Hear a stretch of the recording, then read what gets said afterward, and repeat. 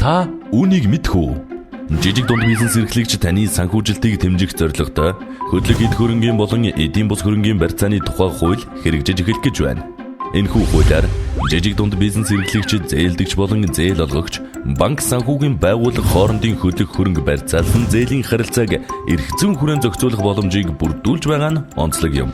Дэлхийн банкны бүлгийн гишүүн байгууллага болох олон улсын санхүүгийн корпорац нь хууль зүйн дотоод хэргийн яам, оюуны өмч, улсын бүртгэлийн ерөнхий газар, Монгол банк, Монголын банкны холбоо зэрэг байгууллагуудтай хамтран хөдлөх хөрөнгө барьцаалсан зээлийн харилцааг хөгжүүлэх төслийг хэрэгжүүлж байгаа бөгөөд улсын их хурлаар хөдлөх эд хөрөнгө болон эдийн бус хөрөнгийн барьцааны тухай хууль батлагдаж 2017 оны 3 дугаар сарын 1-ний өдрөөс эхлэн хэрэгжиж эхэлэх гэж байна.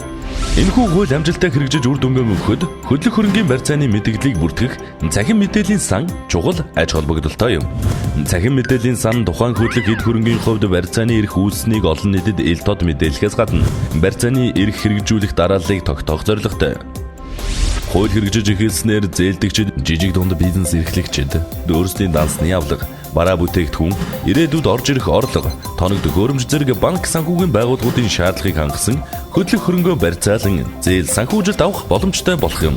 Үүнтэй холбогдуулан та ямар нэг хөдлөх эд хөрөнгө болон эдийн бус хөрөнгө барьцаалан зээл олгох тон заавал тухайн барьцааны зүйл өөр хэн нэгний барьцаанд байгаа эсхийг захин мэдээллийн сангаас хайлтгийн шалгаж үзэхээс гадна зээл олгосон барьцааны мэдээллээ заавал захин мэдээллийн санд бүртгүүлэх хэрэгтэй. Ингэснээр таны барьцааны эрх 3 дахь этгээдийн өмнө хүчин төгөлдөр болж барьцааны шаардлагаа хангуулах эрхийн дарааллаа баталгаажуулах юм.